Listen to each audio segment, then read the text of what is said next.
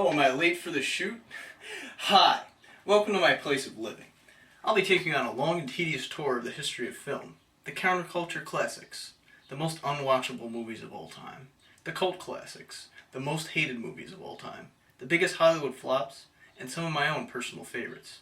If you haven't clicked on another video yet, keep it right here for my first review, Dennis Hopper's infamous 1971 bomb, The Last Mewvey.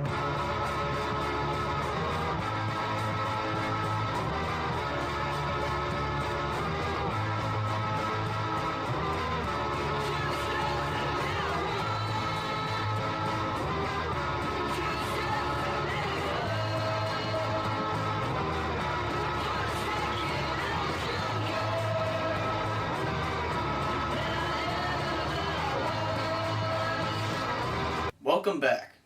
Today we're talking about The Last Mewvey from 1971 from director Dennis Hopper. Mango, did you like The Last Mewvey? Now, this film got a lot of negative feedback. It's notorious for its bad reception, though it did win a grand prize at the Venice Film Festival at the time. I think it's important to establish who Dennis Hopper is in the first place, for those of you who don't know. He was in some very famous movies, Speed, Blue Velvet by David Lynch. He also does the voice of Steve Scott from Vice City. Yeah, you know who I'm talking about. He started off as a pretty straight actor. He was in an episode of Twilight Zone. He was also in an episode of Petticoat Junction.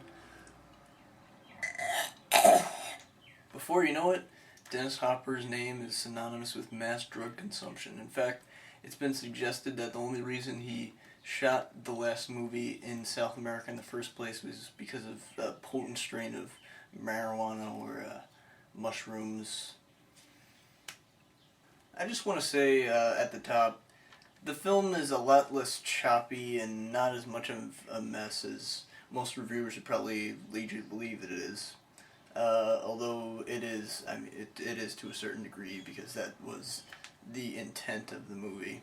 We're basically watching Dennis walk around Peru high as balls without a script, just kind of making it up on the fly. The plot, if there is one, is basically we start out watching a fake movie within the movie as it's being made.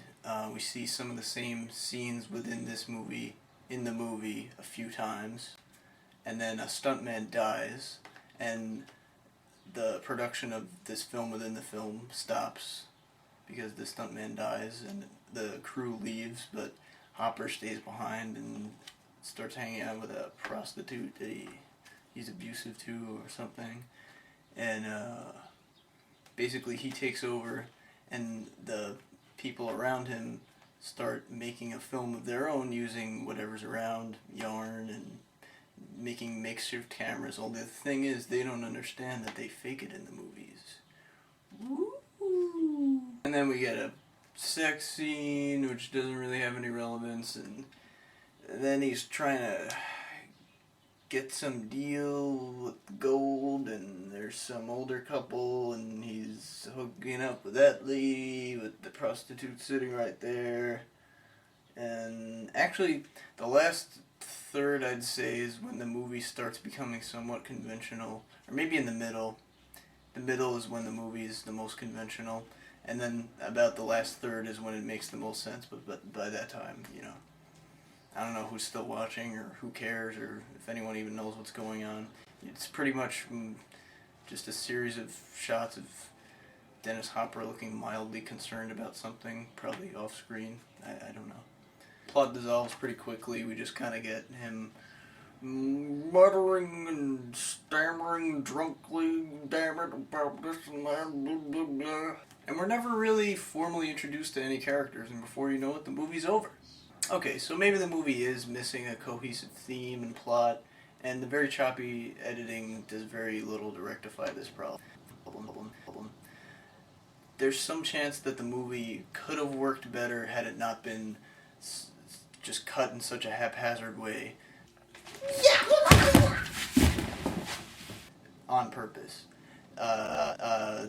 The person to actually suggest cutting the film in this manner, because at first it was cut in a very conventional way, but Alejandro Jodorowsky, director of El Topo and Holy Mountain, which we'll get to later, was the one who encouraged Hopper to cut up the film in the way that we see it now. So yeah, the movie's pretty all over the place.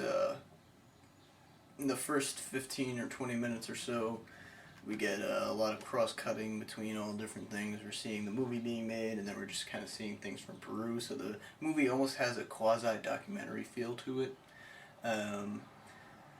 We get a lot of... You get things left in the movie that you don't usually see, such as a scene missing, or it'll just up and leave the scene for a few seconds and cut to a different scene, and then just cut right back to the same scene where it was. It was just meant to jar the viewer. Unfortunately, it doesn't really hide the fact that there's not a whole lot going on screen in terms of characterization or plot or really anything interesting. Although there are a few, I will say there are a few interesting shots here, especially when the music box comes in and sort of sound and the footage are fading and, you know, intersecting and crossing each other.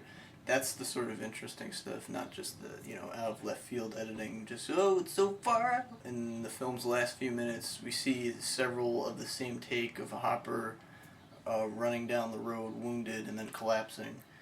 It's not very often that you see in a film several consecutive takes of the same action. We get some scenes just sort of exploring the surroundings, or there's several scenes of just Dennis is riding on a horse in the field, and what's that? It's Chris Christopherson playing us the song. So not only do we get things where it's unclear as to why they're in the movie, but you're also getting confused as to, you know, is this part of within the movie, or is this just the movie, or is this really happening? For example, another interesting stylistic choice was, it says Dennis Hopper's name about 10 minutes into it, and then another full 15 minutes, and you're almost a half hour in, maybe a good half hour in, before it finally says The Last Mewvey.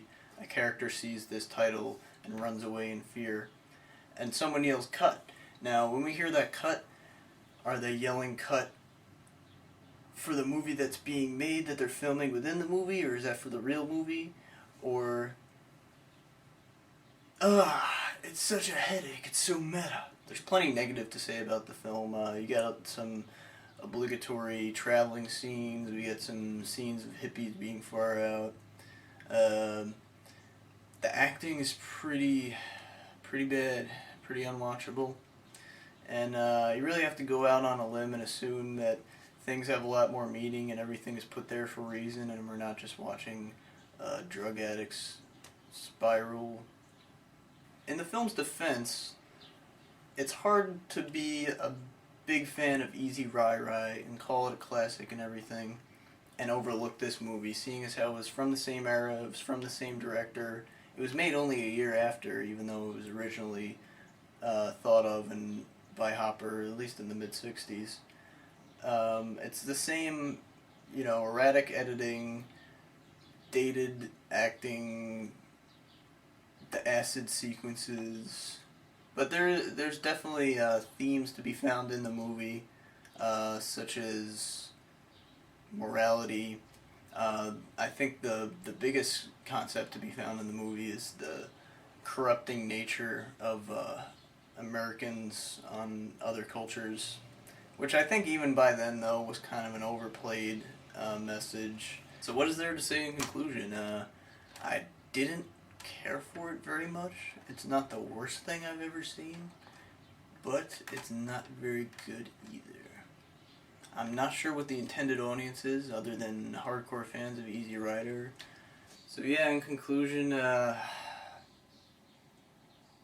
missed opportunity with all the crazy editing, but I'm not so sure it was that good of a movie had it been edited conventionally anyway, so I'm going to give it a 4.5 out of 10. And I'm going to thank you for watching my first review. Watch the next one, and stay sexy.